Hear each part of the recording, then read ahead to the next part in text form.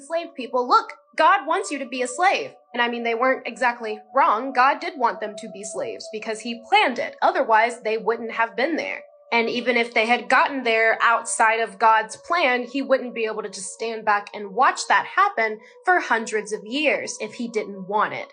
But Black Christians are way too far gone to ever even think about that. Actually, I've had some Black Christians tell me that they're thankful that slavery happened, because without slavery, they would have never known God.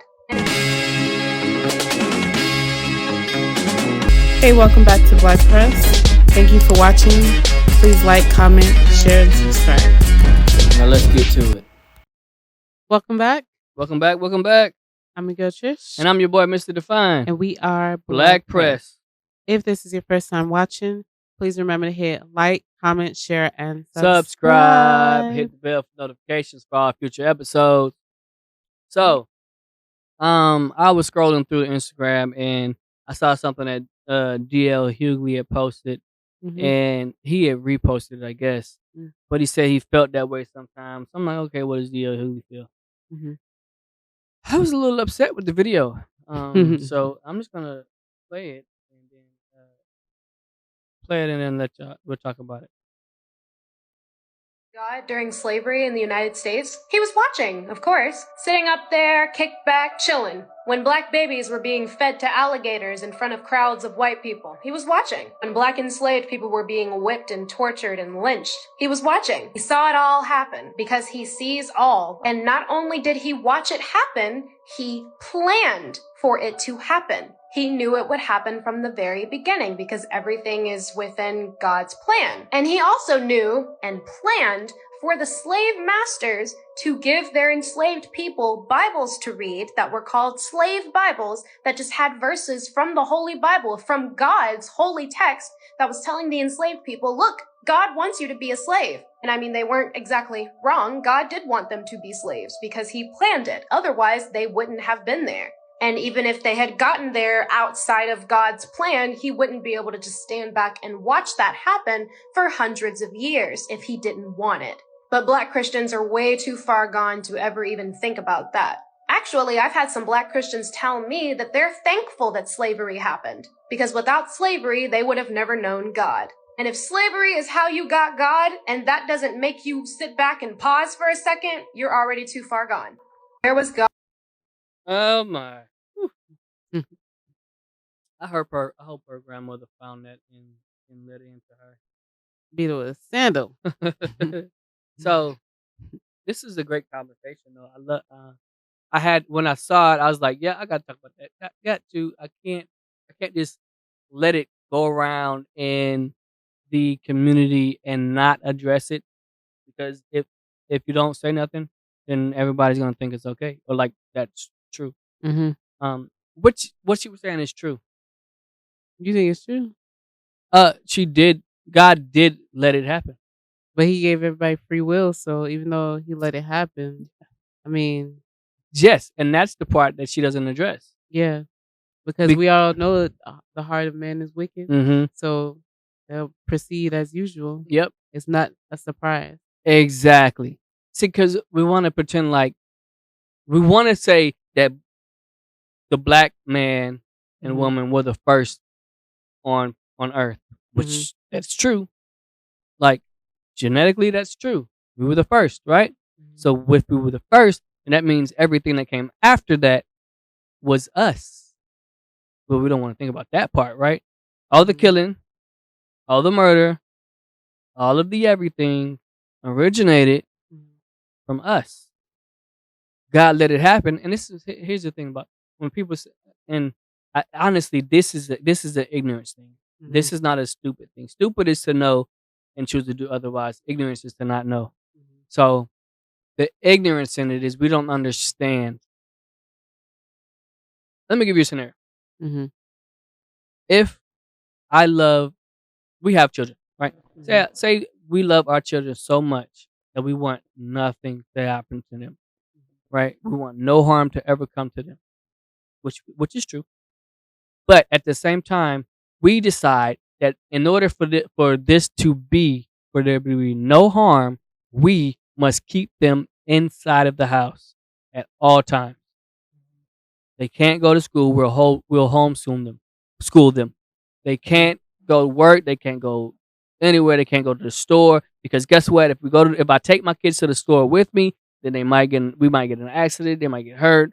You know, they might pick up something, and the whole aisle might fall on top of them. Right? Mm-hmm.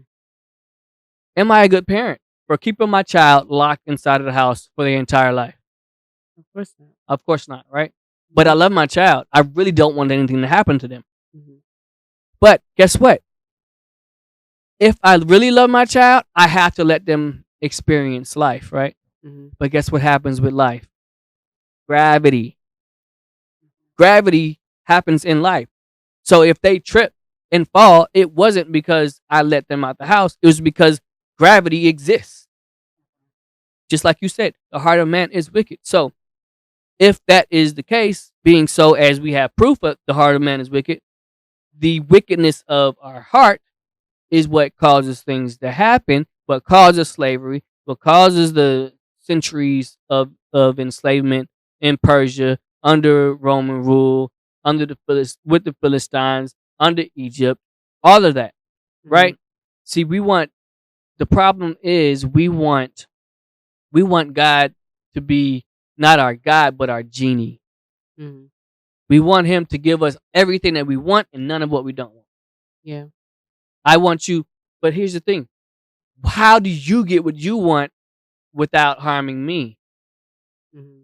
Because if I say, God, that person harmed me, kill him. Now they die because they harmed me, but that person was God's child too. Mm-hmm.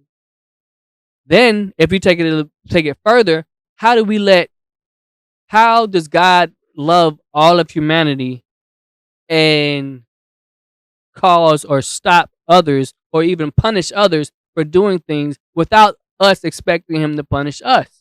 Yeah. It's not possible unless you want God to be your genie. Furthermore, how do we, and this goes back to us locking our children in the house. Mm-hmm. How do we believe that he should stop and or punish everybody that's going to do something wrong? Because because he knows all, because he sees all, because he allows things to happen, that should mean that he should pretty much put to death everybody that is going to do something. Mm-hmm. So if I'm going to put you to death and cause you to damnation in hell because you're going to do something, then why would I even create you? Yeah. So that being said, one more point. That being said, if we go by what she wants, which is for God to not let all that stuff happen, or for what other people, don't let any of that stuff happen. Fine. I won't create Earth. What's the point? Yeah. And that's why we're about to have a reset. Yeah. Because the book of Revelation is revealing itself. Mm-hmm. Because everybody's wicked, everybody's heart. That's why when it comes to altar call, nobody wants to go up there because why? How often or how do you think people are gonna change? People, we're supposed to be out here living the way that God wants us to, but we got free will, so our minds override what we want, right? And override into what we want to. Our minds override was right. Correct. So we will justify what we did for the reason that we want it to be, and call that right. And that's why, and that's what I revert back to is the altar call. That's why people don't go up there because they know they're gonna go up there and they're gonna go back to doing what's natural and normal, or they don't think they're doing anything wrong. That too. Yep. But that's true. We don't want to change who we are. We don't want to revert or change who we are. So we blame it on God. Like it's God's fault that all of man is wicked. Like, really?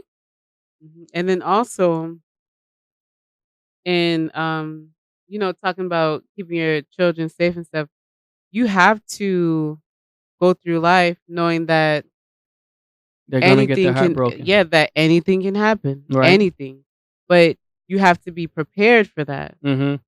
So it's one thing knowing that things can occur and then just setting them out and not preparing them Mm-hmm. for the things that can happen. Yeah. But it's another thing to equip them and prepare them Yep. and then nurture go them out and let them know, like, do. hey, this A, B, C, and D. Mm-hmm. And if that happens, you know what to revert to. Yeah, and then it still always leads it back to choice.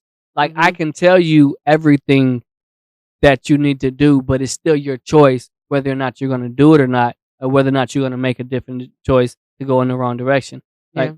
and then I can't say I love you, but I keep you from doing anything, and I can't say that I love them and Mhm. keep them from doing anything. If I love you, I have to give you freedom of choice. Yeah. But with freedom of choice comes consequences and reactions and primary, secondary, and tertiary effects of everything that happens. That's Mhm. why I like that movie Crash. That was really good. Yeah. But it's all about what we do, how we perceive it, and then the bottom line is when you realize that God is a loving God and that He is there for you to call on, Mhm. He will help you through the circumstance mentally. He can press on the hearts of those that need to change in order to benefit what He has you or called you to do, or Mhm. what He wants for you. But if you don't call on Him and He just lets your life play out the way it is, you can't blame Him because you never even asked. All you did was blame. And even when we don't ask, I mean, he still always has our back. So Yeah. But that's because the rain falls on the just and the unjust. And that happens for two different reasons. It falls on the just because we're blessed for what we're doing. And because He loves us, because He gives us more favor, because we submit ourselves to Him, we receive the blessings. But the unjust receive blessings in an attempt to cause them to turn to from their Him. bad ways. So if they really believe what they said when they getting them awards and saying, I want to thank God, they would turn to Him all the way.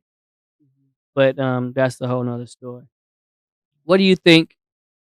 I know that was deep. I know that was different, but I couldn't let it pass. Like if she's saying it and D.L. Hughley is passing it on, that means other people are thinking it, and that means we need to address the situation, talk about it, and continue to move forward from there.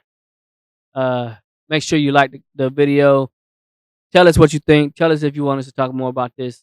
I probably won't change, but when it comes to this, but like, comment, Share and subscribe, hit the bell for notifications for all future episodes.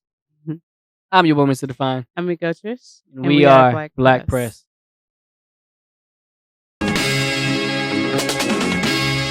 Please like, comment, share, and subscribe.